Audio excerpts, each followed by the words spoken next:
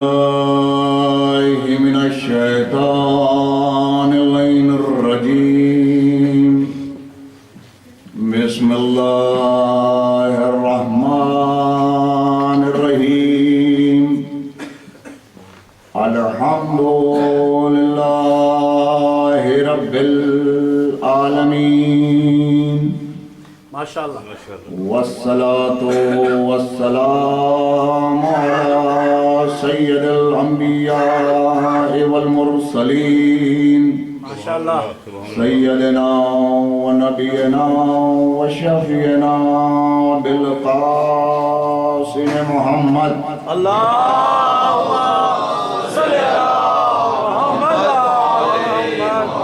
وآله الطيبين الطاهرين المعصومين ماشاءاللہ أما بعد فقد قال تبارك وتعالى في كتاب المجيد والفرقان الحميد وهو أصدق الصادقين بسم الله الرحمن الرحيم فاذكروني أذكركم واشكروا لي ولا تكفرون صلوات پائیں محمد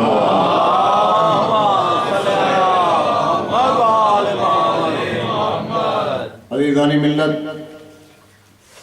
آج 8 محرم کو اس آیہ کریمہ کے ذیل میں نویں تقریر آپ کے سامنے گزارش کر رہا ہوں، اور جیسا کہ آپ جانتے ہیں کہ سورہ بقرہ کی 152 نمبر کی اس آیہ کریمہ کے ذیل میں پروردگار عالم نے اپنے بندے سے ایک وعدہ کیا ہے کہ تو میرے ذکر کو بلند کرنا، میں تیرے ذکر کو بلند کروں گا۔ اور اب تک کی جو گزارش ہم نے کی، اس گزارش میں ذکر سے مراد جو میں نے آپ کی خدمت میں عرض کیا، وہ ذکر سے مراد یہ ہے کہ پروردگار عالم نے بندے سے یہ وعدہ کیا ہے کہ جب میری توحید خطرے میں آ جائے تو میری توحید کو بچا کر تو میرے ذکر کو بلند کرنا، اور میں وعدہ کرتا ہوں کہ صبح قیامت تک میں تیرا نام بلند کروں گا۔ ماشاءاللہ عزیزان گرامی، اس سلسلے کے اندر گزارشات مسلسل آپ کے سامنے ہو چکی ہیں۔ اب میں آپ سے آج کی گفتگو، ظاہر ہے کہ اب بہت کم گفتگو آپ کے سامنے باقی بچی ہے، میں آج یہ سوال کرنا چاہتا ہوں کہ پیغمبر اسلام حضرت محمد مصطفیٰ صلی اللہ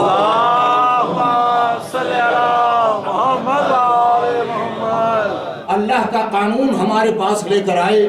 ہمارا یہ دعویٰ ہے کہ اسلام سب سے بہتر مذہب ہے دنیا کے اندر، اور یہ وہ فقط قانون ہے کہ جس کے ذریعے سے دنیا کے اندر امن و امان پھیلایا جا سکتا ہے، جس کے ذریعے سے ترقی کر سکتی ہے۔ اب میں آج آپ سے سوال کرتا ہوں کہ یہ بتائیے کہ آج دور حاضر میں یہ مسلمان نادم کیوں ہے؟ یہ مسلمان گھٹنوں میں سر جھکائے ہوئے کیوں بیٹھا ہے؟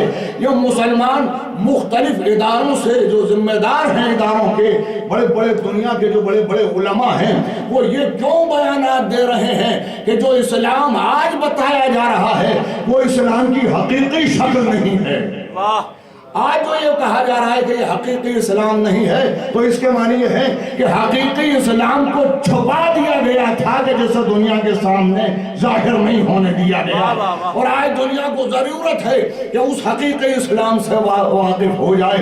اب میں آپ سے یہ سوال کرتا ہوں کہ مجھے پیغمبر اسلام کی حیات طیبہ کو آپ سامنے رکھ کر بتائیے کہ پیغمبر اسلام نے دنیا کے کسی راہبر کے پاس، جتنے دنیا کے اندر مذاہب ہیں سب لیڈروں کی آپ سوانح حیات اٹھا کر دیکھئے، دنیا کے کسی مذہب میں، دنیا کے کسی مذہبی لیڈر کے پاس وہ سیرت نہیں ہے جو پیغمبر کے پاس ہے۔ ماشاءاللہ بے شک پیغمبر نے ہمیں زندگی گزارنے کا معمولی سے معمولی طریقہ بھی ہم تک پہنچا دیا۔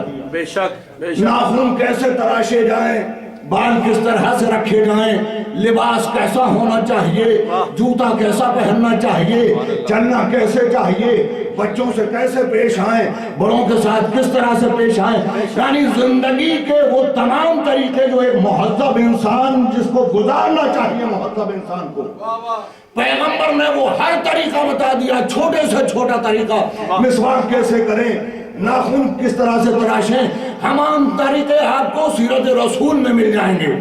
اب میرا سوال یہ ہے کہ جس پیغمبر نے ناخن تراشنے کا طریقہ بتا دیا، چلنے کا طریقہ بتا دیا، لباس پہننے کے آداب سکھا دیے، اس نے نجات کا راستہ بتایا یا نہیں بتایا؟ توجہ کیجیے کہ اس نے نجات کے سلسلے میں بھی کچھ بتایا؟ تو یہ ہو نہیں سکتا کہ جو نجات کا راستہ دکھانے آیا ہے وہ نجات کے متعلق کچھ نہ بتا پائے۔ میرے عزیزو، میرے پاس وقت کم ہے، میں بہت جلدی جلدی گفتگو کرنا چاہ رہا ہوں کہ صحیح بخاری شریف کے اندر پورا ایک چیپٹر ہے کہ جسے کتاب الفتن کا نام دیا گیا ہے۔ ماشاءاللہ۔ کتاب الفتن کیا ہے؟ یعنی وہ حدیثیں کہ جو پیغمبر نے بیان فرمائی کہ میرے بعد میں کس کس طرح سے فتنے اٹھیں گے۔ ماشاءاللہ۔ توجہ کیجئے گا میری بات پر، ایک صلوات پڑھیں محمد و آل محمد پر۔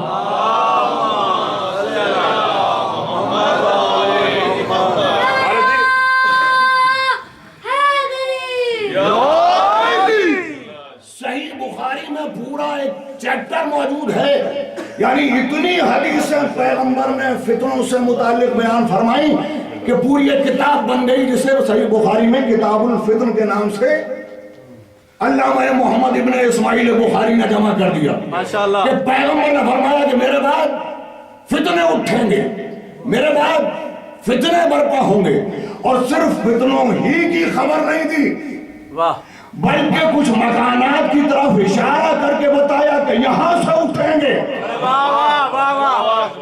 کچھ مکانات کی طرف اشارہ کیا کہ یہاں سے، کچھ شہروں کی طرف اشارہ کیا یہاں سے۔ یہ میں کوئی ایسی بات نہیں عرض کر رہا ہوں کہ جسے صرف شیعہ فرقہ، یہ مسلم بین الفریقین تمام معاملات ہیں کہ پیغمبر نے کچھ مکانات کی طرف اشارہ کیا، کچھ مقامات کی طرف اشارہ کیا کہ یہاں سے فتنے اٹھیں گے۔ تو آپ پیغمبر کی عدالت سے یہ بعید نہیں ہے کہ وہ فتنوں کا مقام تو بتا دیں مگر نجات کا مقام نہ بتائیں۔ صلوات پڑھیں محمد و آل محمد۔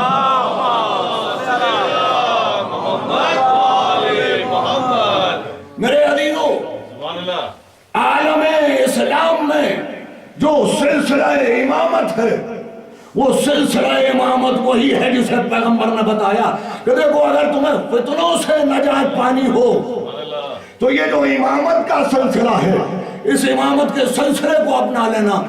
عزیزان گرامی، اب آپ غور فرمائیں کہ پیغمبر اسلام کی کل حیات پاک 63 سال، اس 63 سال کے اندر پیغمبر اسلام صلی اللہ علیہ وآلہ وسلم کی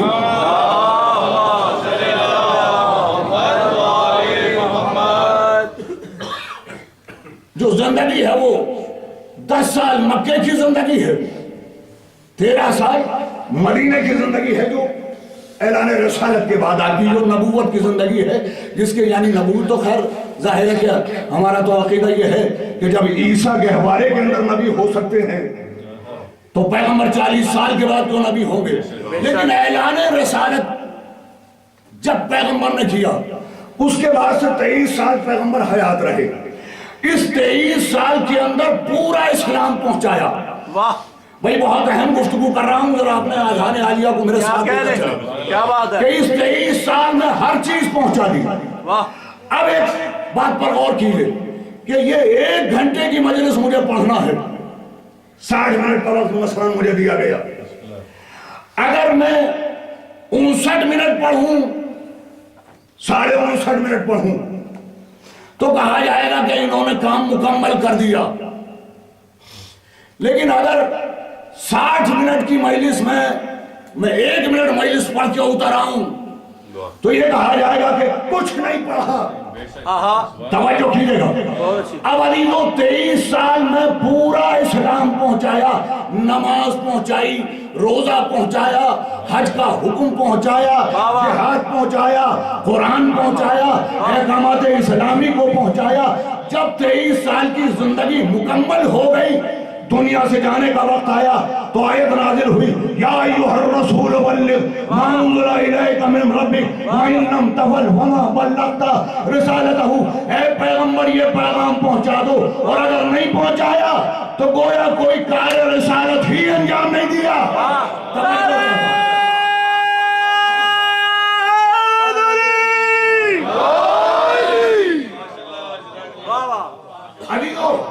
مقام غور و فکر ہے کہ یہ آیت اگر مکی زندگی میں آئی ہوتی تو میں سمجھتا کہ ابھی تو بہت کچھ شریعت کا حصہ باقی ہے. اگر پیغمبر کی مدنی زندگی کے آغاز میں آئی ہوتی تو میں سمجھتا کہ ابھی 12 سال کی زندگی اور باقی ہے. مگر جب ساری شریعت پہنچا دی اور دنیا سے جانے کا وقت آیا اور پیغمبر حج آخر کر رہے ہیں, پوری امت میں اعلان کر دیا ہے کہ یہ میرا آخری حج ہے, یعنی اس حج اور دوسرے حج کے درمیان میری یہ ظاہری زندگی نہیں رہے گی. تو جب سب پہنچا دیا تب کہا جا رہا ہے یا ایھا الرسول بلغ, اے رسول پہنچا دیجئے وہ پیغام جو آپ تک پہنچایا گیا ہے, اور اگر نہیں پہنچایا تو گویا کوئی کار رسالت انجام نہیں دیا. تو اس کے معنی ہے کہ 23 سال کی رسالت ٹکی ہوئی ہے اس ایک پیغام کے اوپر. بے شک بے شک بے شک 23 سال کی زندگی پیغمبر کی, رسالت کی زندگی, نبوت کی زندگی, ہدایت کی زندگی اس ایک پیغام پر ٹکی ہوئی ہے. تو اب عالم اسلام سے میرا سوال یہ ہے کہ پیغمبر نے پہنچایا یا نہیں پہنچایا؟ پہنچایا یا نہیں پہنچایا؟ تو عالم اسلام جواب دے گا کہ اگر نہ پہنچایا ہوتا تو اشہد ان محمد رسول اللہ نہ کہا جاتا.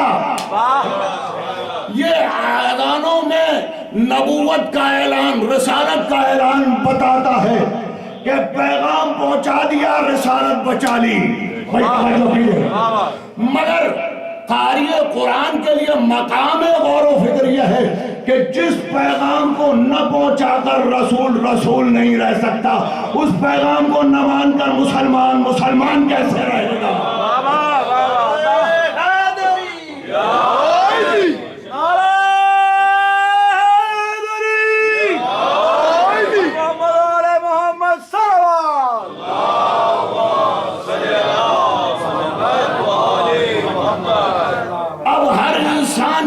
ہر مسلمان کے لیے, کلمہ گو کے لیے یہ ضروری ہے کہ وہ یہ دیکھے کہ وہ کون سا پیغام تھا کہ جس کے اوپر پیغمبر کی 23 سال کی زندگی ٹکی ہوئی ہے.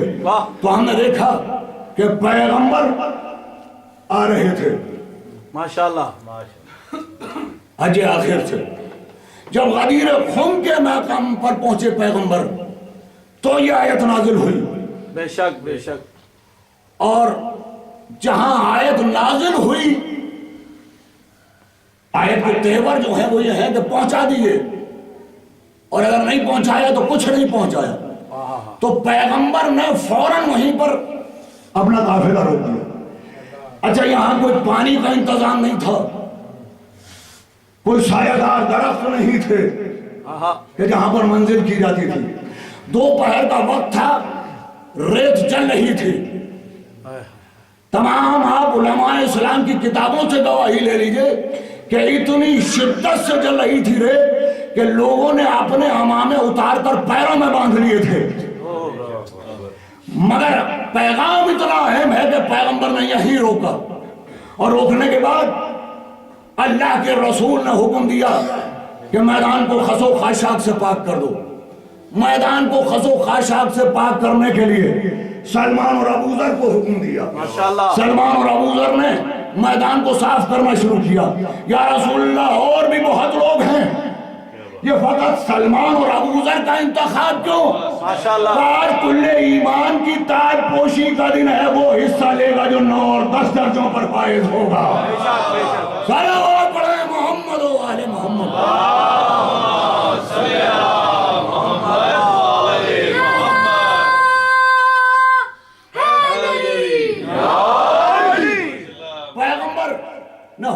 دیا کہ منبر بنایا جائے۔ اب کہنے والوں نے کہا کہ یا رسول اللہ یہاں چٹیل میدان، یہاں منبر کیسے بنے گا؟ تو پیغمبر نے حکم دیا یا علی منبر بناؤ۔ علی کچھ لوگوں کے اونٹوں سے کجاوے کھول لائے اور ایک کے اوپر ایک رکھ کر منبر بنا دیا۔ تو کہنے والوں نے یہ کہا تھا کہ یا رسول اللہ آپ ریت کے ٹیلے کے اوپر کھڑے ہو کر اپنا جو بیان ہے اسے جاری کر دیجئے، یا اونٹ کی پشت کے اوپر۔ دیکھیے جو مقرر ہوتا ہے اسے اونچا مقام اسی لیے دیا جاتا ہے تاکہ وہ ہر ایک بات سن لے، لیکن پیغمبر نے کہا کہ نہیں منبر بناؤ۔ یہ یا رسول اللہ یہ منبر پر اتنا زور کیوں؟ علامہ شبلی نعمانی نے لکھا کہ دراصل بات یہ ہے کہ وہ غدیر میں کوئی خاص بات نہ تھی، بلکہ معاملہ یہ تھا کہ یمن والوں نے علی پر کچھ اعتراض کر دیا تھا۔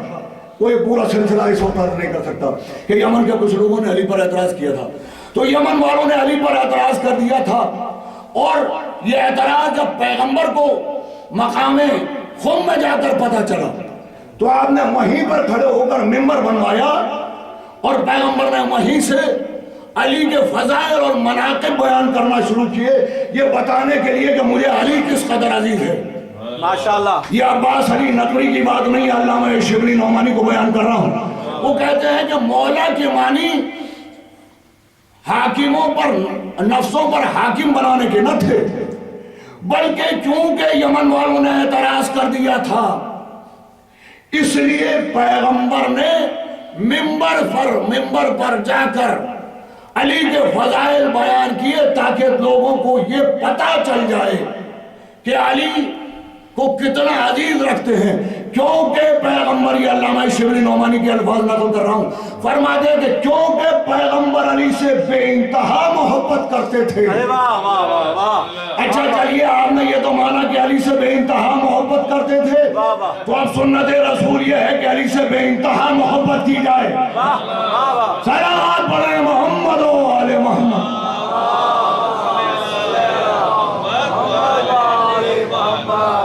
کیونکہ بے انتہا محبت کرتے تھے، لہذا آپ نے منبر بنوایا اور منبر سے آپ نے فضائل علی بیان کیے۔ لیجئے میرے سامنے ایک دلیل آ گئی کہ جب بھی علی پر اعتراض کیا جائے منبر سے فضائل علی پڑھے جائیں گے۔ صلوات پڑھیں محمد و آل محمد۔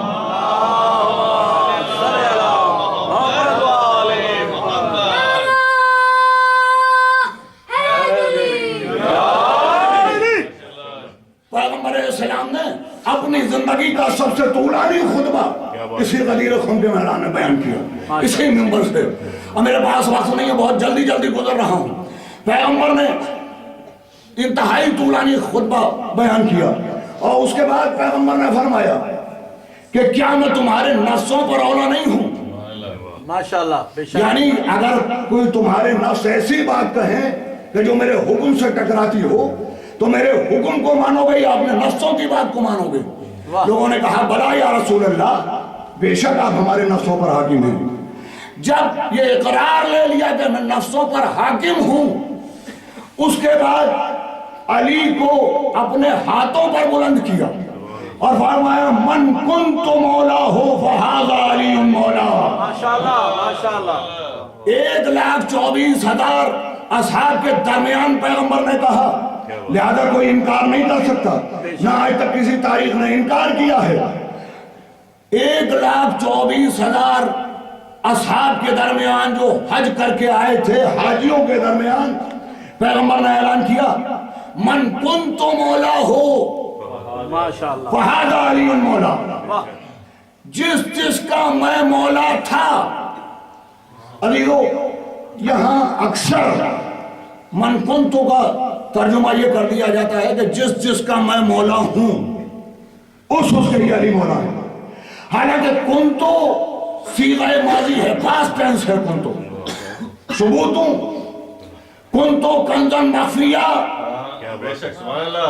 ترجمہ کیجئے اس کا کیا کرتے ہیں آپ کہ میں ایک چھپا ہوا خزانہ تھا، کنتو آدم بین الماء والتین، माशाल्लाह। आदम आबो गिल के दरमियान थे, तो कुन तो सीगा माजी है। इसका तर्जुमा ये नहीं किया जाएगा कि जिस जिसका मैं मौला हूं। कुन तो सीगा माजी है, जिस जिसका मैं मौला था।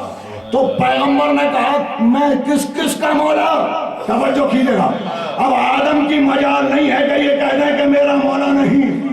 नूह ये नहीं कह सकते कि मेरा मौला नहीं। इब्राहिम की आवाज नहीं आएगी कि मेरा मौला। यानी 1,23,999 नबूवतें बोली कि मेरे मौला। जिस जिसका मैं मौला हूं उसका ये अली मौला है। माशाल्लाह। अली निगरानी लीजिए, पैगंबर ने बता दिया और बताने के बाद फौरन आयत आ गई, अल-यौम अकमलतु लकुम दीनकुम व अतममतु अलैकुम नेमती। माशाल्लाह। आज के दिन हमने दीन को मुकम्मल कर दिया। सुभान अल्लाह। ये कुरान है, कुरान। वाह। यानी इसके मानी है अल-यौम, अल-यौम के मानी है कि आज के दिन, यानी इसके मानी है कि दीन किसी खास दिन मुकम्मल हुआ है। वाह। भाई तवज्जो कीजिएगा, खास दिन मुकम्मल हुआ। खिलाफत दोयम में एक यहूदी आया और आने के बाद उसने कहा कि जो कुरान में ये जो आयत है अल-यौम अकमलतु लकुम दीनकुम, आहा। कि आज के दिन हमने दीन मुकम्मल कर दिया। वाह वाह। तो उसने कहा कि ये अगर हमें ये पता होता और अगर हमारे दीन के मुतालिक ऐसी आयत आ जाती कि तो हम उस दीन को यौम ईद अज़ीम मनाते। माशाल्लाह। वाह वाह। मगर ये आपके यहाँ यौम ईद नहीं है ये दिन। ये कौन सा दिन है? अली तो इसके मानी है कि यहूदियों की निगाह में भी वो ईद का दिन है जब दीन मुकम्मल हो रहा हो। सलावत पढ़े मोहम्मद व आले मोहम्मद।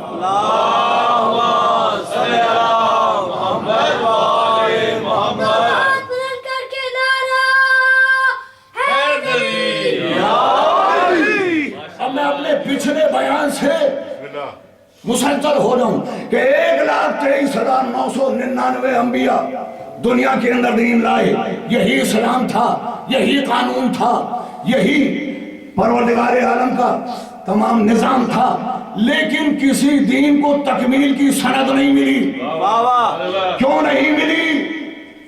इसका जवाब गदीर में मिला कि तमाम अंबिया के साथ अंबिया की जिंदगी में अंबिया ने जो मेहनतें की थी वो मेहनतें तारीख में नजर तो आती हैं, मगर अंबिया के बाद कोई इमामत का सिलसिला नहीं है।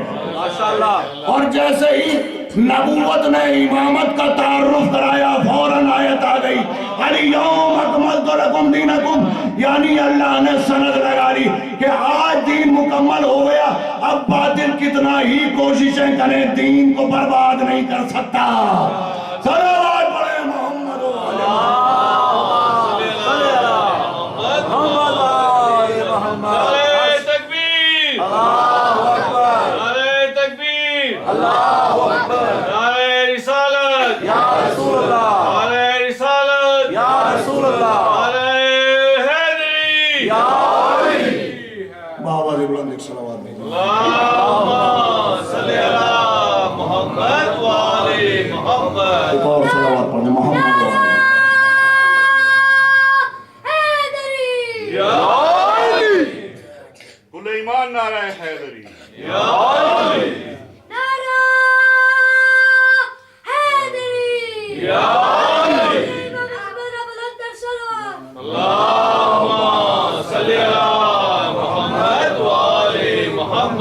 तो बस अज़ीज़ान मिल्लत, ये इस बात की सनद है कि जहां इमामत नहीं होगी वहां न तकमीले दीन होगी न दीन के तहफ़्फ़ुज़ का कोई इंतजाम होगा। अज़ीज़ो यही वजह है कि अली ने जो वादा दावत ज़ुल-अशीरा में किया था, पैगंबर इस्लाम ने अली की इमामत का ऐलान करके दीन को अली के हाथों में देकर अब नबूवत जा रही है। अब दीन की बका का इंतजाम इमामत के ऊपर है। बेशक बेशक। बस अज़ीज़ान गिरामी, तो जो आलम इस्लाम कहता है बाबा बुलंद एक सलावत भेजे मोहम्मद व आले मोहम्मद।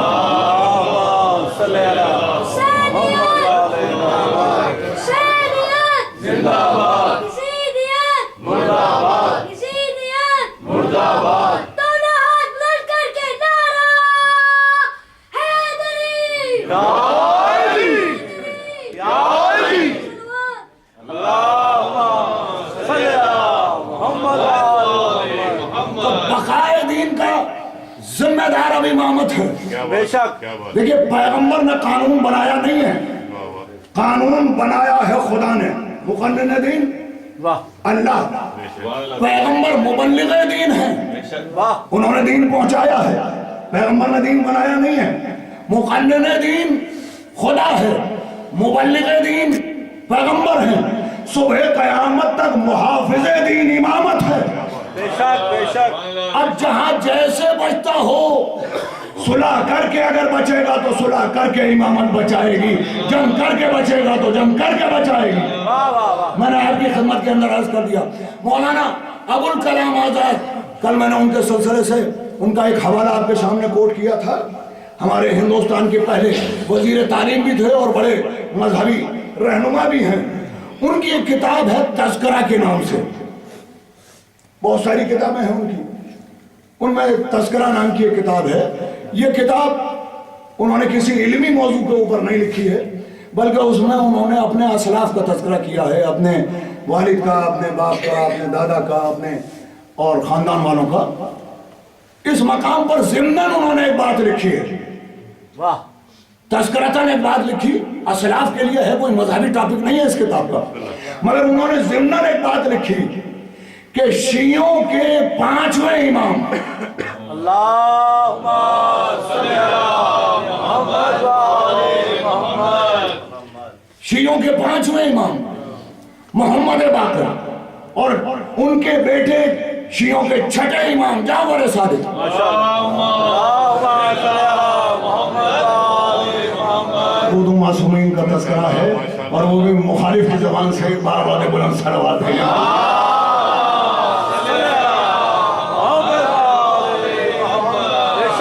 تذکرہ کے اندر جس کا دل چاہے نوٹ کر لے اس نام کو. مولانا ابوالکلام آزاد تذکرہ کے اندر لکھتے ہیں کہ شیعوں کے 5ویں امام اور شیعوں کے 6ٹھے امام, ان دونوں بزرگ ہستیوں نے صبح قیامت تک اسلام کو جتنے مسائل پیش آ سکتے ہیں, کوئی چھوٹی بات نہیں ہے, فرماتے کہ جتنے صبح قیامت تک مسائل پیش آ سکتے ہیں سب کا حل بتا دیا. ارے واہ واہ واہ واہ. اب سمجھ میں آیا کہ امامت کیا ہے. ماشاءاللہ. امامت وہ ہے کہ جو صبح قیامت تک مسائل کا انتظام کرتی ہے. بابا دے بلند ثواب ہے محمد.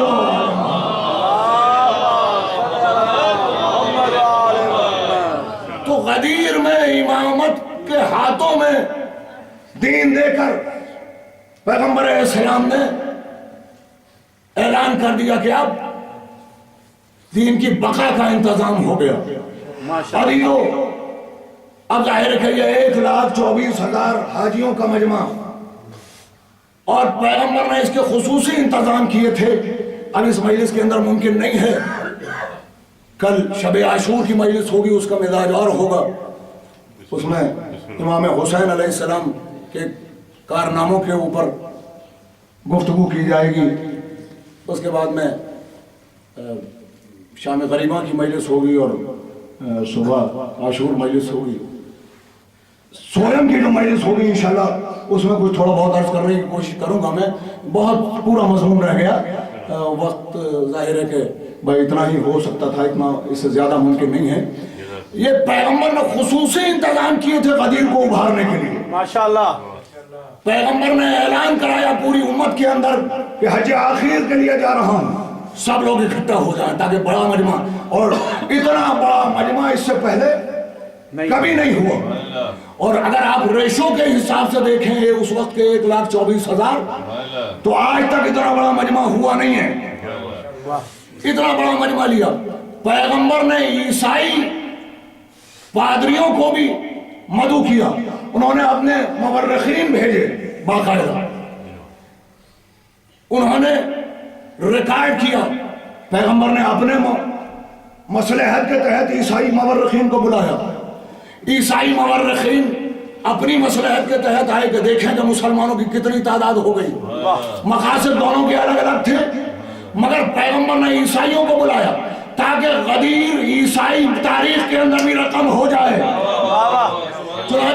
عیسائیوں کی 3 بڑی تاریخیں ہیں، ان تینوں بڑی تاریخوں کے اندر گیبن کی تاریخ، کارلائل کی تاریخ، لائف آف پروفٹ محمد، ان تینوں بڑی تاریخوں کے اندر غدیر موجود ہے۔ ماشاءاللہ۔ تو پیغمبر نے خصوصی انتظام کیے، ممبر بھی خصوصی طور پر اسی لیے بنوایا۔ تو اب اتنے انتظامات کے بعد بھی اب ظاہر ہے کہ ممکن نہیں تھا کہ غدیر سے کوئی منحرف ہو جائے، لہذا اب عالم اسلام نے انکار کی جرات تو نہیں کی، انکار تو کر نہیں سکتے، مگر اب مختلف قسم کی توجیحات بیان ہونا شروع ہوئی، اس لیے کہ اگر مولا کے وہ معنی مان لیے جائیں جو پیغمبر بیان کر رہے ہیں تو پھر اپنی تاریخ کو کہاں لے جائیں، لہذا مختلف توجیحات بیان ہونا شروع ہوئی۔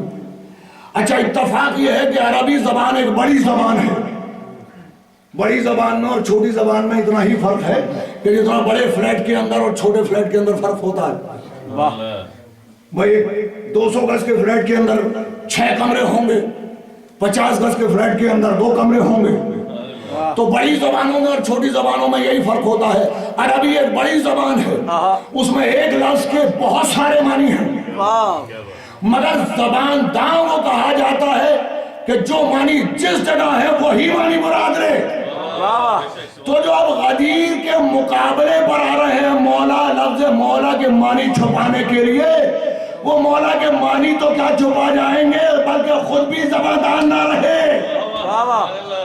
چنانچہ علامہ شبلی نعمانی نے بھی لکھا اور دیگر لوگوں نے بھی لکھا کہ یہاں مولا سے مراد نفسوں کا حاکم نہیں ہے، بلکہ وہ تو یہ بات ہے کہ اصل میں علی سے کچھ مباحثہ ہو گیا تھا یمن والوں کا، اس لیے کچھ فضائل بیان کر دیے، یہاں نفسوں پر حاکم نہیں بنایا، اس لیے کہ ایک معنی نفسوں پر حاکم بنانے کے بھی ہیں، ایک معنی دوست کے بھی ہیں، بہت سارے معنی ہیں، اس کے 70 معنی میں ایک ایک لفظ کے ہوتے ہیں، تو کہا یہاں نفسوں پر حاکم نہیں بنایا جا رہا تھا، پروردگار عالم کو غدیر کو ہائی لائٹ کرنا تھا، اس لیے کہ امامت ہی تو بچائے گی 1,24,000 انبیاء کی زندگی کو، غدیر کو ہائی لائٹ کرنا تھا، یہ مولا کی معنی کو دبا دیا ہوتا دنیا نے۔ مگر میں نے تاریخ میں عجیب و غریب واقعہ پڑھا، پیغمبر مسجد کے اندر بیٹھے ہوئے ہیں کہ ایک شخص آیا بگڑے ہوئے تیوروں کے ساتھ، پیغمبر کے سامنے آ کر کھڑا ہو گیا، انہوں نے کہا سنیں یا رسول اللہ، آپ نے کہا کہ خدا کو مانو، ہم نے خدا کو مانا، آپ نے کہا اللہ کو ایک مانو، ہم نے اللہ کو ایک مانا، آپ نے کہا میں اللہ کا رسول ہوں، ہم نے آپ کی رسالت کو تسلیم کیا، آپ نے کہا کہ نماز پڑھو، ہم نے نماز پڑھی، آپ نے کہا روزہ رکھو، ہم نے روزہ رکھا، آپ نے کہا حج کرو، ہم نے حج کیے، آپ نے کہا جہاد کرو، ہم نے جہاد کیے، جو آپ کہتے رہے ہم کرتے رہے، مگر اب جب آپ دنیا سے جا رہے ہیں تو آپ اپنے بھائی علی کو ہمارے نفسوں پر حاکم بنائے جا رہے ہیں۔ بھائی حارث بن نعمان فہری نے بتایا کہ مولا کے معنی غدیر میں کیا تھے، مسلمان تو چھپا رہا تھا مگر منافق نے بتایا۔ صلوات پڑھے محمد و آل محمد۔ ماشاءاللہ، بگڑے ہوئے تیوروں سے آ کر اس نے گفتگو کی کہ آپ نے کہا کہ اللہ کو ایک مانو، ہم نے ایک مانا، آپ نے کہا کہ مجھے رسول مانو، ہم نے رسول مانا، آپ نے نماز کے لیے کہا، آپ نے روزے کے لیے کہا، جو آپ کہتے رہے ہم کرتے رہے۔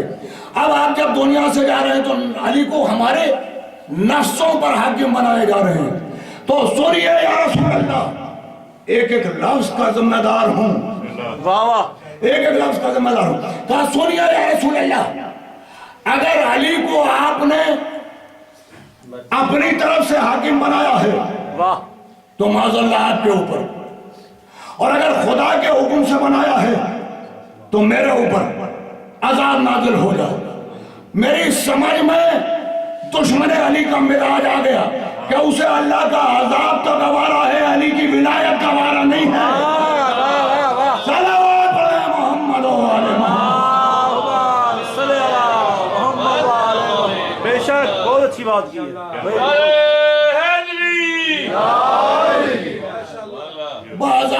सिपाही ने इतना इंतजार किया कि जरा मस्जिद नबवी से बाहर तो निकल आए। हाय हाय हाय कुरान पढ़िए, साला साइलुन बेअज़ाबिन वाक़ईन।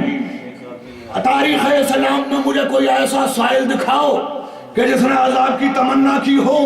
बेशक यही है। एक हारिस बिन नौमान फ़हरी के अलावा बस मस्जिद नबवी से बाहर निकला, आसमान से बड़ा पत्थर आया और हारिस के सर के ऊपर गिरा और हलाक हो गया।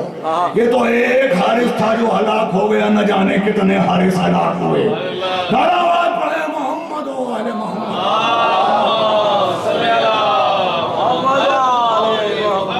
अहले बैत के दुश्मनों पे लानत।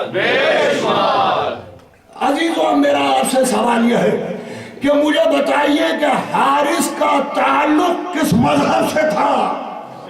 वो मैंने गुफ्तगू को तमाम किया इस्लाम। कि हारिस का ताल्लुक किस मजहब से था, उसका अकीदा क्या था। काफिर था, नहीं मुशरिक था, नहीं नहीं नहीं, बुत परस्त था, ना जी ना। नहीं। उसने पैगंबर की आंखों में आंखें डालकर कहा या रसूल अल्लाह, इसके माने पैगंबर की रिसालत का कायल है। आपने कहा कि खुदा को मानो, हमने खुदा को माना, तौहीद का कायल है। आपने कहा कि नमाज पढ़ो, हमने नमाज पढ़ी, नमाज का भी नमाजी है। आपने कहा रोजा रखो, हमने रोजा रखा, रोजादार है। आपने कहा हज करो, हमने हज किए, यानी हाजी भी हैं ये साहब। आपने कहा जिहाद करो, हमने जिहाद किया।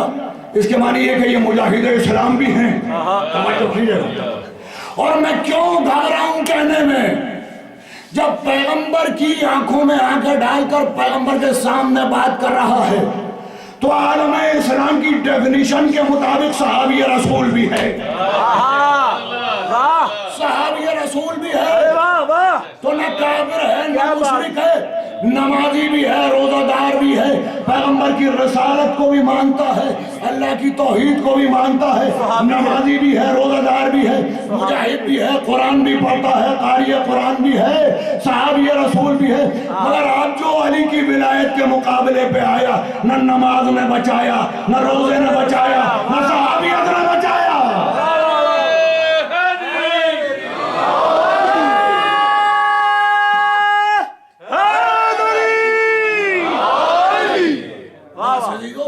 यही तो पैगंबर साबित कर रहे थे कि देखो मेरे अहले बैत को पहचानो, माशाल्लाह, कि मेरे अहले बैत वो हैं कि जिनसे मुंसलिक रहकर तुम्हें दीन मिलेगा। माशाल्लाह। और यही वजह है कि दीनों ने आले मोहम्मद का दामन छोड़ दिया।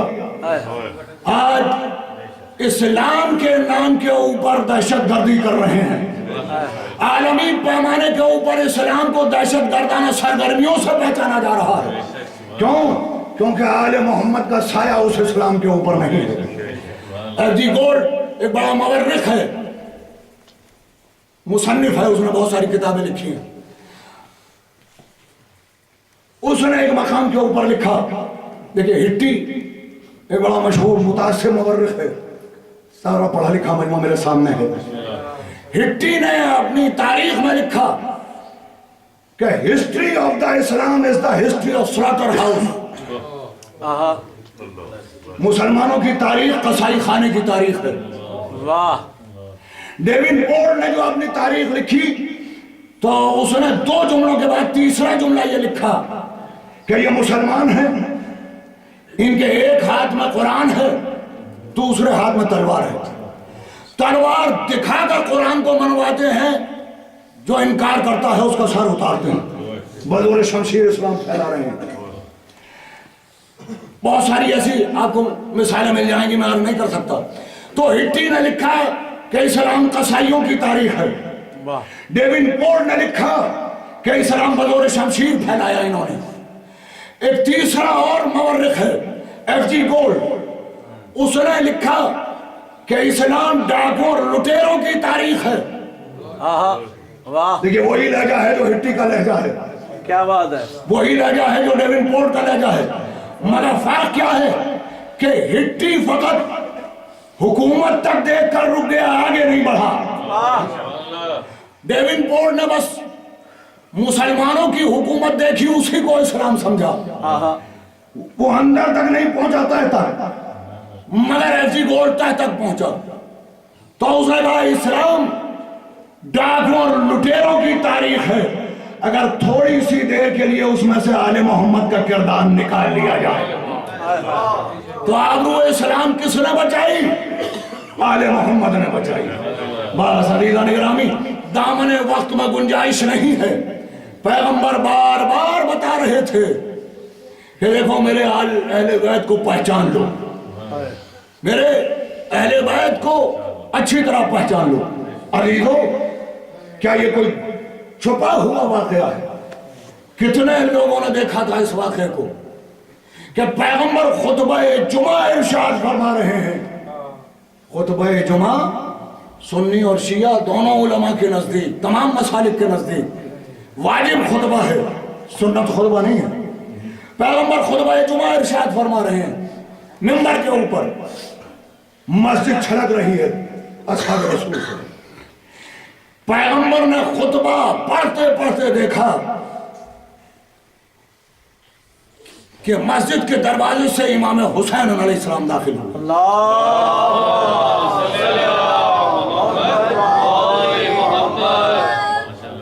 امام حسین داخل ہوئے. ایک مرتبہ پیغمبر خطبہ پڑھتے جا رہے ہیں، بچے کے اوپر نگاہیں مرکوز ہیں. امام حسین علیہ السلام پیغمبر کی طرف بڑھ رہے ہیں، پیغمبر کی طرف جا رہے ہیں.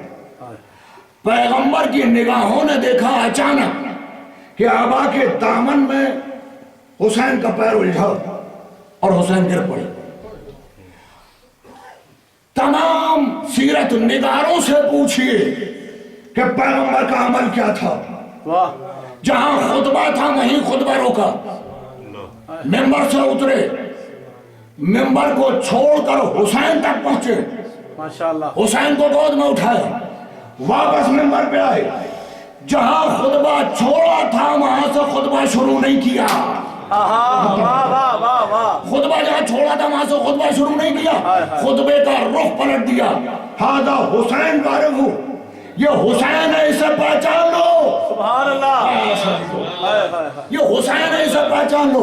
یا رسول اللہ، اس مدینے میں کون ہے جو حسین کو نہیں پہچانتا؟ اس مدینے میں کون ہے جو حسین کو نہیں پہچانتا؟ سب جانتے ہیں کہ آپ کا نور نظر ہے، سب جانتے ہیں کہ فاطمہ کا دل بند ہے، سب جانتے ہیں کہ علی کا بیٹا ہے. آج تک تم نے علی کے بیٹے کی حیثیت سے سمجھا ہے؟ آج سمجھو، میں منبر کے اوپر خطبہ جمعہ جو واجب ہے، جس میں اللہ کا قانون بیان کیا جاتا ہے، اللہ کی شریعت بیان کی جاتی ہے، جس میں احکامات الہی بیان ہوتے ہیں، خطبے کو روک کر حسین کا تعارف کرا کے بتا رہا ہوں کہ امام علی مقام کا تعارف کرا کے، حسین کا تعارف کرا کے بتا رہا ہوں کہ اگر اللہ کی شریعت کو بیان کرنا عبادت ہے تو حسین کا تذکرہ بھی منبر سے عبادت ہے. یا رسول اللہ، آپ کی نگاہوں نے دیکھا کہ حسین الجھ کے گر پڑے تو یا رسول اللہ، منبر چھوڑنے کی کیا ضرورت تھی؟ خدا کی قسم اگر ایک صحابی کو اشارہ کرتے تو لوگ کاندھوں کے اوپر بٹھا کر لاتے اور آپ تک پہنچاتے. یا رسول اللہ، کسی صحابی کو حکم دیا ہوتا کہ نہیں، کسی صحابی کو حکم نہیں دوں گا، خود جا کر حسین کو اٹھا کر لاؤں گا. اس لیے اگر کسی صحابی نے اٹھا لیا تو کل کا مورخ کہے گا کہ جب امامت کو سہارا چاہیے تھا تو صحابیت نے سہارا دیا. میں دنیا کو بتانا چاہتا ہوں، جب رسالت کو سہارا چاہیے تو امامت دیتی ہے، امامت کو سہارا چاہیے تو رسالت دیتی ہے. صلوات پڑھیں محمد و علیہ.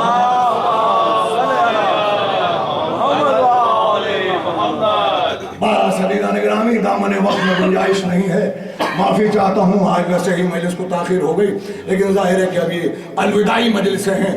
عزیزان گرامی، تو غدیر کے میدان میں امامت کے ہاتھوں میں دین لینے کے دینے کے بعد پیغمبر اسلام مطمئن ہیں، کیونکہ قرآن نے وعدہ کر لیا کہ دین مکمل ہو گیا. بس عزیزو، میں نے گفتگو کو سمیٹ لیا. کہ یہ غدیر ہے تاریخ اسلام کے اندر کہ اس غدیر نے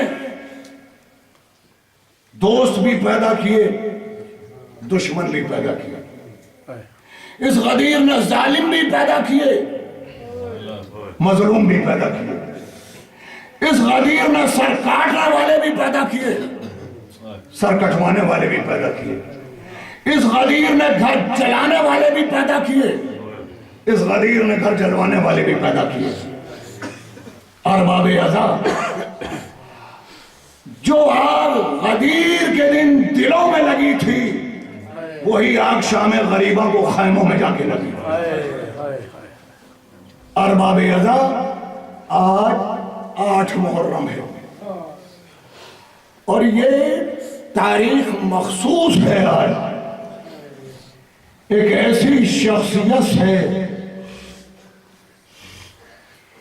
کہ جس کی وفا کی خوشبو پوری دنیا کے اندر پھیلی ہوئی،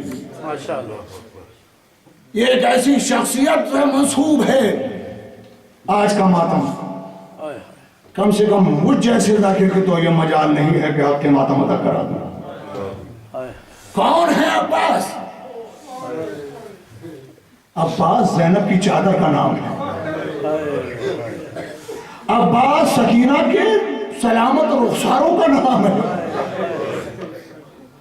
ارباب ازا، عباس وہ ہیں، تمنائے علی تھے عباس، لیکن عباس وہ ہیں کہ جنہیں حسنین کی ماں نے اپنا بیٹا کہا۔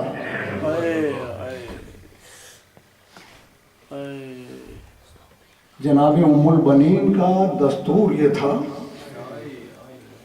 بعد واقعہ کربلا کہ گھر کے کام سے معمولات سے فارغ ہونے کے بعد جنت البقیع میں جایا کرتی تھی، اور جنت البقیع میں جانے کے بعد روزانہ کا آپ کا یہ معمول تھا 4 قبروں کے نشان بناتی تھی۔ ام البنین اس لیے کہا جاتا ہے کہ آپ کے 4 بیٹے کربلا کے اندر مارے گئے۔ بنین کی معنی ہے عربی کے اندر 4 کے، 4 بیٹوں کی ماں ام البنین کہلاتی تھی۔ بنی ہاشم میں بڑا وقار، بڑا دبدبہ تھا، اس لیے کہ 4 بیٹوں کی ماں۔ بے شک تو پہنچتی تھی جنت البقیع میں، 4 قبروں کے نشان بناتی تھی ریس سے، اور 4 قبروں کے اوپر 4 بیٹوں کے نام لکھتی تھی۔ جعفر یہ تیری قبر ہے، عبداللہ یہ تیری قبر ہے، عثمان یہ تیری قبر ہے۔ حضرت علی نے اپنے ایک بیٹے کا نام عثمان رکھا تھا۔ پیغمبر اسلام کے ایک بڑے مشہور صحابی تھے حضرت عثمان بن مظعون زوئے این باونون۔ یہ وہ پیغمبر کے صحابی ہیں کہ پیغمبر نے اپنے دست مبارک سے جنت البقیع میں ان کی قبر کھودی، اور وہ پہلی قبر ہے کہ جو جنت البقیع میں کھودی، اور پیغمبر نے اسی وقت بیان فرمایا تھا کہ جو جنت البقیع کے اندر دفن ہوگا اس کی شفاعت کے ذمہ دار ہے۔ تو حضرت عثمان اس مناسبت سے حضرت علی نے اپنے بیٹے کا نام رکھا۔ عبداللہ کی قبر پہ لکھتی تھی عبداللہ یہ تیری قبر ہے، جعفر یہ تیری قبر ہے، عثمان یہ تیری قبر ہے، عباس یہ تیری قبر ہے۔ اس کے بعد جعفر کی قبر کا نشان مٹا دیتی تھی، لے جعفر میں نے تیرا نشان قبر مٹا دیا، نہیں رہوں گی تجھے۔ عبداللہ لے تیرا نشان قبر مٹا دیا، ماں نہ روئے گی تجھے۔ لے عثمان تیرا نشان قبر مٹائے دیتی ہوں، نہ رہوں گی تجھے۔ اس کے بعد عباس کی قبر کو دیکھتی تھی، میرے لال ارے ماں کا دل چاہتا ہے کہ تیرا ماتم کرے۔ اے عباس ارے تو نے ماں کا چہرہ سرخرو کر دیا، اے عباس میرا دل چاہتا ہے کرو، مگر لے میرا نشان قبر مٹا دیا، نہ رہوں گی تجھے۔ ارے میں تو اس کو رہوں گی جس کی رونے والی ماں اس دنیا کے اندر نہیں ہے، میں تو اپنے حسین کا ماتم کروں گی۔ روزانہ کا معمول تھا، اور اس کے بعد اتنے پردرد لہجے کے اندر گریہ کیا کرتی تھی کہ مروان بھی ایک دن، مروان جیسا شقی القلب بھی گزرا تو وہ بھی پھوٹ پھوٹ کر رو پڑا یہ روزانہ کا معمول تھا. ایک دن جو جنت البقیع میں پہنچی تو عجیب و غریب منظر دیکھا کہ ایک سیاہ پوش معظمہ بیٹھی ہوئی ہیں زمین کے اوپر اور یا عباس کہہ کے ماتم کر رہی ہیں. ارے میرے لال عباس، ارے میرے بیٹے عباس. اب جو عباس کا نام سنا تو فطری طور کے اوپر تشویش ہوئی. قریب پہنچی، کہا کہ بی بی کیا آپ کے بیٹے کا نام بھی عباس تھا؟ کہا میرے بیٹے کا نام عباس تھا. تجسس ہوا، کہا کہ آپ کا بیٹا کیسے انتقال کر گیا، کیا گزری آپ کے بیٹے کے اوپر؟ کہا میرا بیٹا کربلا میں بھوکا پیاسا مارا گیا. میرا بیٹا وہ تھا کہ جو شیر تھا، میرے بیٹے کے سر کے اوپر گرز مارا گیا. میرا لال گھوڑے سے زمین پر آیا تو اس کے جسم میں ہاتھ نہ تھے. اب جو ام البنین نے سنا تو ایک مرتبہ ہاتھوں کو جوڑا، بی بی ارے وہ تو میرا بیٹا تھا. اے بی بی آپ کیا کہہ رہی ہیں؟ ایک مرتبہ نقاب کو ہٹایا، ارے روزانہ حسین کا ماتم کر دیے. عباس بھی تو میرا بیٹا ہے. ارباب رضا وہ ہے عباس. میری حیثیت نہیں ہے کہ میں کچھ عرض کر سکوں. ارباب رضا یہ ہے عباس. یہ زینب کی چادر ہیں، یہ بچوں کا آسرا ہے. عزاداران امام مظلوم حضرت عباس کو ہے کہ باب المراد کا لقب دیا گیا ہے شہدائے کربلا کے. باب الحوائج کہے جاتے ہیں، یعنی مرادوں کا پورا کرنے والا. صادق آل محمد کے پاس ایک شخص آیا، اس نے کہا کہ مولا کربلا کا تو ہر شہید صاحب کرامت ہے اور اس کے توسط سے اگر دعا مانگی جائے تو پوری ہو جائے. یہ کربلا کے شہداء کے اندر فقط حضرت عباس کو کیوں کہا جاتا ہے باب المراد؟ باب مانے گیٹ، وہ دروازہ کے جہاں مرادیں پوری ہوتی ہیں. یعنی حضرت عباس کو باب الحوائج اس لیے کہا جاتا ہے کہ وہ دروازہ ہیں کہ جہاں مرادیں پوری ہوتی ہیں. انہوں نے صادق آل محمد سے کہا مولا کربلا کا ہر شہید صاحب کرامت ہے، اس کے وسیلے سے تمام دعائیں قبول ہو سکتی ہیں.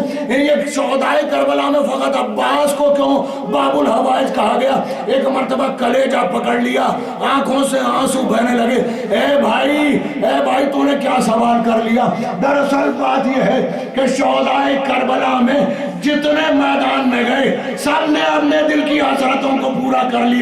ہائے میرا چچا وہ تھا کہ جس کے دل کی حسرت دل میں رہ گئی، اللہ نے باب الحوائج بنا دیا. تیری تمنا پوری نہیں ہوئی، اب مومنوں کی تمنائیں پوری کر دے. عباس باب الحوائج ہے. ارباب رضا صبح عاشور نمودار جو نمودار ہوئی تو ایک مرتبہ عباس ہاتھوں کو جوڑ کر پہنچے، مولا ہمیں اجازت دیجئے. کہا کہ نہیں بھائی، تم تو میرے لشکر کے علمدار ہو. ارباب رضا پہلے اصحاب گئے، پھر عزیز گئے. ہر بار حضرت عباس جاتے ہیں، ہر مرتبہ مولا کہتے ہیں کہ تم تو بھائی لشکر کے علمدار ہو، تمہیں کیسے اجازت دیتے ہیں؟ یہاں تک کہ جب پورا لشکر ختم ہو گیا تو ایک مرتبہ عباس پہنچے، مولا میرے سر کا امتحان کب تک لیں گے مولا؟ اب تو آقا مجھے اجازت دے دیئے. مولا نے کہا کہ عباس تم تو ہمارے لشکر کے علمدار ہو. کہا مولا وہ لشکر تو دکھائیے جس کا میں علمدار تھا. مولا گود کے پالے میدان میں جا کر قربانیاں دے چکے، اب عباس کے ضبط کا امتحان کب تک ہوگا؟ ایک مرتبہ امام حسین نے یاسو حضرت سے دیکھا کہ عباس اچھا تم کو روکیں گے، عباس تم بھی جانا، مگر یہ آوازیں سن رہے ہو جو خیمے سے آوازیں آ رہی، الاتاش ارے ہم پیاسے. اے عباس بچے بہت پیاسے ہیں، پانی کی کچھ سبیل کر دو. ہاتھوں کو جوڑا، مولا یہ آوازیں تو عباس 7 محرم سے سن رہا ہے.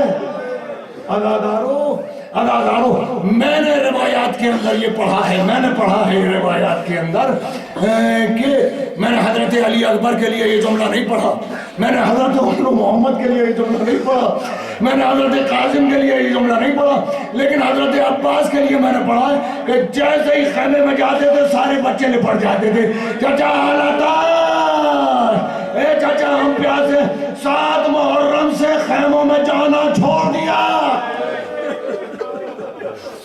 7 محرم سے 10 محرم تک خیمے میں نہیں گئے عباس، اس لیے کہ بچے لپٹتے تھے چچا پانی۔ خدا آپ کو کسی غم میں نہ رلائے۔ آج خصوصی ماتم ہے علمدار کربلا کا، ارباب عزا۔ ایک مرتبہ امام عالی مقام نے کہا عباس بچوں کی پانی کی سبیل کا کچھ انتظام کر دو۔ کہا مولا بہتر ہے خیمے میں پہنچے۔ ایک مرتبہ چاروں طرف سے بچوں نے گھیرا، شہزادی کو آواز دی سکینہ بابا سے آپ کی اجازت مل گئی، مشکیزہ لے کر آئیے۔ جناب سکینہ دوڑتی ہوئی گئیں، ایک سوکھا ہوا مشکیزہ لا کر عباس کے ہاتھوں میں دیا۔ آپ نے مشکیزہ لیا، پلٹے، ابھی پلٹے تھے کہ کسی نے دامن پکڑ لیا۔ پلٹ کے جو دیکھا تو دیکھا کہ سکینہ کی آنکھوں میں آنسو ہے۔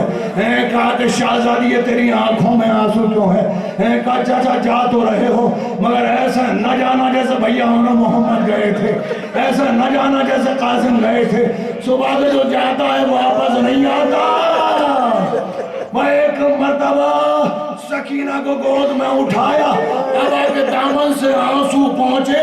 کہا سکینہ شہزادی عباس کے سر پہ ہاتھ رکھو۔ سکینہ نے ننھے ہاتھ عباس کے سر پہ رکھے، کہا قسم کھاؤ جب تک عباس واپس نہیں آ جائے گا آنکھ میں آنسو نہیں آئے گا۔ ایک مرتبہ سکینہ نے ہاتھوں کو ہٹا لیا، کہا میں وعدہ کرتی ہوں رہوں گی نہیں مگر چچا میں قسم نہیں کھا سکتی۔ اے میرے مولا سکینہ کی آنکھ کا آنسو گوارا نہ تھا تو شام غریبہ میں بھی تو آتے۔ وہ نیلے رخساروں والی سکینہ رو رہی ہے، وہ کانوں سے لہو بہتی سکینہ رو رہی ہے، وہ دامن جلی سکینہ رو رہی ہے۔ ہار باب عزا بس میں نے گفتگو کو ختم کر دیا۔ خدا آپ کو نہ رلائے سوائے غم سید و شہداء کے۔ جو اس مجلس کے اندر مرادیں لے کے آئیں سب کی مرادیں پوری ہوں۔ بانیان مجالس، حاضران مجالس، پوری دنیا کے اندر جہاں جہاں ماتم ہو رہا ہے مولا عباس کے صدقے سے سب کی دلی مرادیں پوری ہوں۔ ارباب عزا امام حسین علیہ السلام نے علم عباس کے ہاتھوں میں دیا، مشکیزہ لے ہوئے ہیں، علم ہاتھوں میں دیا۔ علمدار لشکر ہے نا، اور تلوار نہیں دی، نیزہ نہیں دیا، یعنی جس ایک سپاہی سے تاریخ کربلا کے بدل جانے کا اندیشہ تھا اسے بغیر اسلحے کے بھیجا، نہ تلوار دی نہ نیزہ دیا، علم ہاتھوں میں دے دیا۔ علم لے کے عباس چلنے لگے۔ 3-4 جملے ہیں بس ہر باب عزا، پھر جو زندہ رہے گا 8 تاریخ کو اگلے سال پھر سب عزا پر بیٹھ کر عباس کا ماتم کرے گا۔ عزادارو علم دیا، علم لے کے جو عباس چلے تو ابھی چلے نہ تھے کہ ایک مرتبہ حسین نے عباس کے علم کو جھکایا، انگلی سے ایک نشان بنایا، خط بنایا، اور اس کے بعد اپنی انگلی سے کچھ لکھا۔ عباس چلے گئے، کہا بھیا عباس جاؤ خدا حافظ۔ عباس چلے گئے مگر یہ منظر در خیمہ سے بہن دیکھ رہی تھی۔ ایک مرتبہ بلایا، بھیا یہ میرے بھیا کے علم پہ کیا لکھ دیا؟ میرے بھیا کے علم سے یہ خط کیسا لگایا؟ یہ میرے بھیا کے علم پہ لکھا کیا؟ حسین نے سر جھکا لیا، کہا بھیا بتائیے۔ کہا کہ بہن نہ پوچھ۔ کہا بھیا بتائیے، آپ کو میرے حق کی قسم ہے میں بھی تو عباس کی بہن ہوں، میں بھی تو علی کی بیٹی ہوں، جو خبر سنانی ہے سنا دیئے۔ کہا کہ زینب یہ میرے بابا کا علم ہے، اس پر نصر من اللہ ہے وفتح قریب لکھا ہوا تھا، میں نے نیچے لکھ دیا انا للہ و انا الیہ راجعون۔ ارے عباس علم لے کر تو گیا ہے،